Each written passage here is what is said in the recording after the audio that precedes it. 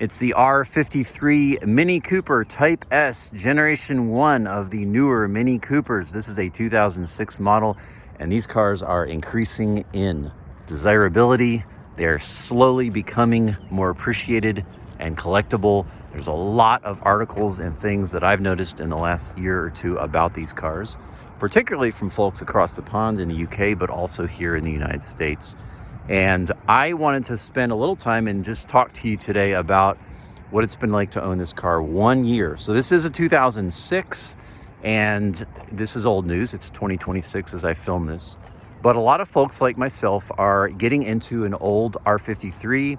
This is, in my opinion, and in the opinion of many folks, the very best Mini Cooper, because it had the supercharged option and it was much more raw, visceral, and uncaged feeling, as opposed to the newer minis that got supercharged, and even the newer ones, which, while they're a lot faster than this, they really lose some of that connection and that feeling of having an analog car that really just asks you to drive it.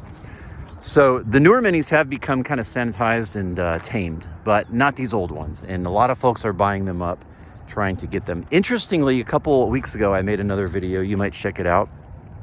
And that was just reacting to Motor Trend's recent article that also came out at the beginning of 2026. And it was a interesting article that was titled like something like 5 dream cars that will break your heart. And this was one of them. And the reason for that, as they noted in the article, and the reason it has a lot of people scared to own these cars, is that they were plagued with issues like any old car, but particularly the pre-facelift, that would be the 2002 through 2004 Mini Coopers, had a lot of issues. And that had to do with superchargers, it had to do with the strut towers mushrooming, it had to do with incessant oil leaks. You fix one and 2 new ones appear, that sort of thing. And so, folks are kind of scared of these, and they say, buy one, but be careful because you're going to have it in the shop all the time. And I've argued against that idea, that if you do maintain them, they do take more TLC than a lot of other cars in this era. For example, if you bought a Honda or a Toyota, but it is worth it. And so I'm going to just talk to you about what it's been like to own this car for a year, what I've spent, what it's cost me, and that sort of thing. And let me just say this as we start. This is my second Cooper S. I bought one for $200 about 5 years ago. Fixed it, sold it, loved it, but it was not in the condition that I wanted. So I've carefully looked for a long time, 4 or 5 years, and I found this one, and it just happened to be in my favorite color. And I found this one and scooped it up about a year ago. I've had it about a year, and this is, for me, a car that I'm probably going to keep a very long time. And I've compared it to so many other hot hatches, and it is the one that has become my favorite. So if you're buying one, let me just encourage you, if you're, probably maybe doing some research and you found this video and you're considering getting yourself a Cooper S at R53, I would encourage you to maybe freeze frame on this. And I would encourage you to spend more money on the front end versus buying something cheap and then putting a bunch of money into it. You really do get what you pay for. You may have to look. I looked for this particular car for literally about 5 years, and I got the color I wanted. I wanted a facelift model. This is an 06. I wanted a car that was clean. I wanted a car that had certain options, and I ended up getting not only that, but things I didn't even know existed. I got things like the Chrono Pack. The car has heated seats. It has rear fog lights. It had a lot of modifications that were very tasteful. It had good mileage, about a little over 100,000 when I bought it. So I would encourage you, and I just actually went and test drove a Cooper S that was actually at 06 in the same color that was local that popped up. It was about $5,000. It was pretty beat. And I would just say, in that price range, I see these all day for $4,000, $5,000, $6,000. And they're usually higher mileage and pretty beat and need several $1,000s of work. And then if you'll get up in that price range of more like $7,000, $8,000, $9,000, and that might seem a lot, but it's really not for this car, you can get a very, very nice one that's been taken care of. I'd encourage you to spend a little extra. Well, let's just go into this. This isn't going to be a long video, but I just want to show you literally, this is my, comes from one of my files that I just printed this out real quick.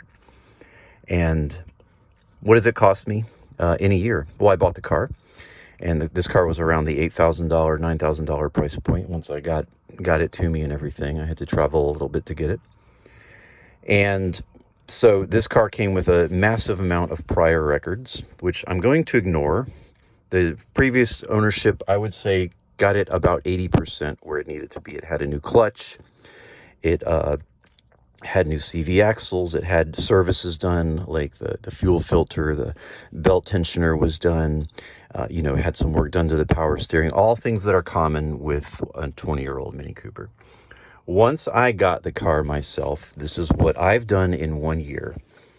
I spent about $75 doing DIY stuff, and this was just little stuff. I needed to replace the radio knob, did new emblems, had some bulbs I had to do, repaired a windshield, did an oil change. And then I ended up doing what I would consider a major service. And so that is pictured here, starting right here at supercharger oil. And if you've watched my channel, you know that I do pretty much everything myself, but I had made some extra money from a side job, and there was just a moment that came to me, especially after remembering what I spent on my last Mini Cooper, how much time I spent under it. And they are a little harder to work on than a Honda. And I have a mini shop close to me, and they're super great people. And I just decided, for the first time, it's time to splurge and pay someone else. So I spent right at $2,000, and it was $1,900 to have all these services done. Now, you could do these yourself and probably spend $400 or $500 in parts and save money on labor. And if you do that, bless you. I just decided for once to pay someone else, and I'm really happy I did. And so I had the supercharger oil and gaskets done, and that's important, around 100,000 miles. When I had that done, I actually asked the shop if I could be there when they emptied the oil, and they said, sure, we'll call you. So they called me. I came in, and there's 2 compartments that have oil in the supercharger. One was full and one was almost empty. So I'm really glad I did that service. They did a water pump while there with various O-rings and flanges.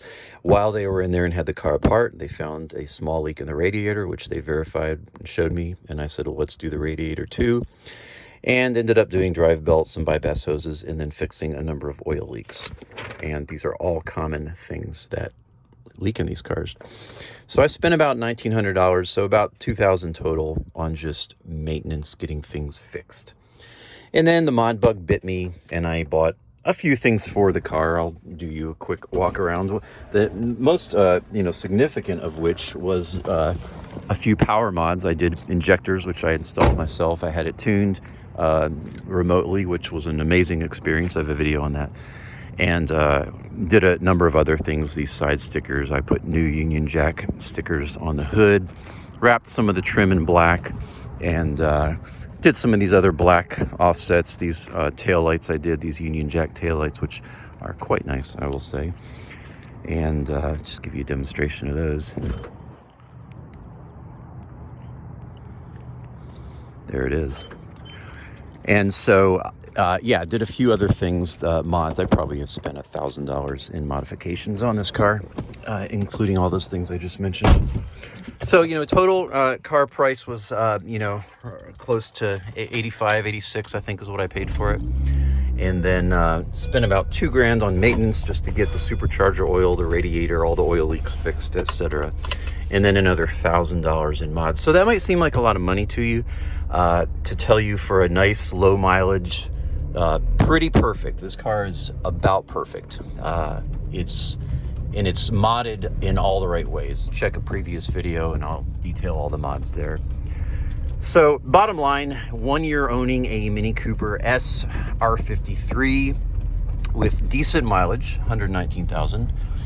Runs, again, great. The car looks about perfect. It drives perfect. It has about $7,000. Most of those were before me, but about $7,000 of all the right mods: suspension, R56 brakes, exhaust intake, tune, springs, all the right things. And everything works: cold air, hot heat. It's pretty perfect inside. So my total expenditure would be 85 plus 3, $2,000 for maintenance and $1,000 for additional mods. So I'm right at the $11,500 to $12,000 investment point for this car.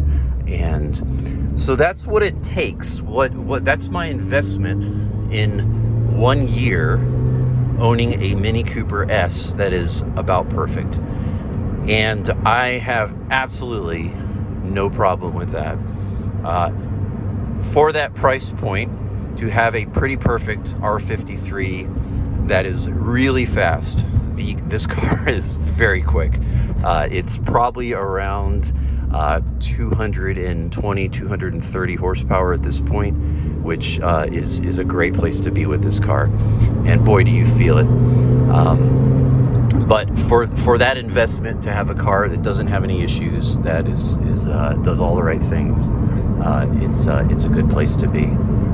So, Mini Cooper S, that's my 1 year review.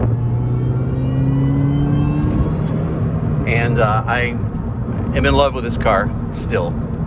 And no regrets, gonna keep this one probably a long time. Loving it, loving it, loving it. And that's after owning a highly modded Fiesta ST, Subaru STI, all the Hondas, the VTECs, the XRS, the PT Cruiser GT, a CRX, an EM1, a lot of other really fun, great cars. This one has been the standout for me, and it's the one that I put some money into and I'm keeping. So I'll leave it at that. Just a final encouragement for you if you're watching this and you're researching Mini Cooper S's, especially the R53, the first generation models. My two final thoughts for you would be, number one, get a facelift model.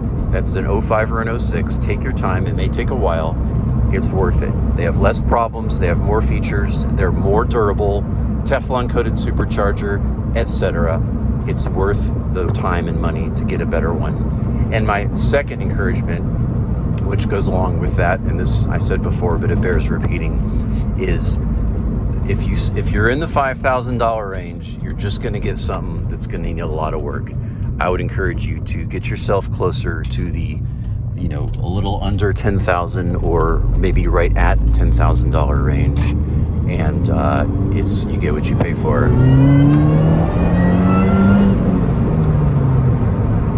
That's what there is to say about a Mini Cooper. 1 year in, I'm looking forward to another year, and another year, and another year. And if you have thoughts on this car, leave them.